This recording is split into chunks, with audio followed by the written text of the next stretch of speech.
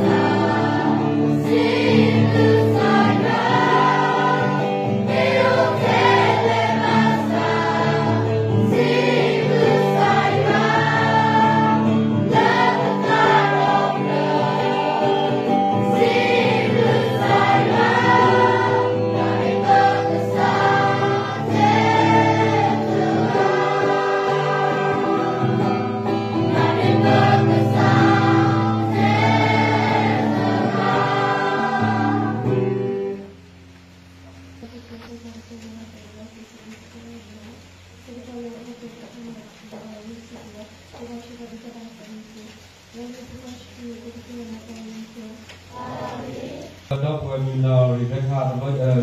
ta tao xin đầu cho em làm qua thì sao cho phát cố đúng rồi qua là tao uy ta uy lo aku tadi no ke no buat ta ku xin đầu cho em làm qua thì sao là per umum badi dah boleh badi di tahu dah hanya ia pertama orang tolong ke buat tu no awe ni no temi dah pertama uy dah uy ba ni ke kasih belaki jadi bila tolong ke buat le musuhnya dah bersih dah bermalam kuah bagi jual agak ni no. Dah pertari tak kata pertari dah lewat wiwa tadi si bluki wiwa kodi nak ada le pertara nawe i pertawi si agak malam kuah bagi kesayua dah paling dulu paling tak tahu mana kesui ke wiwa kodi nak ada ni je.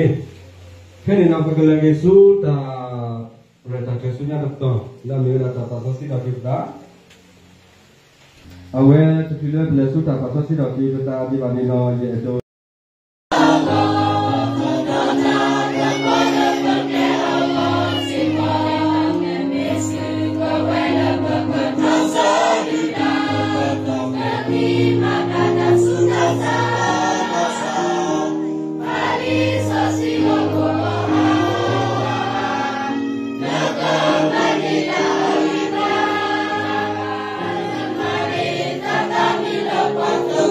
You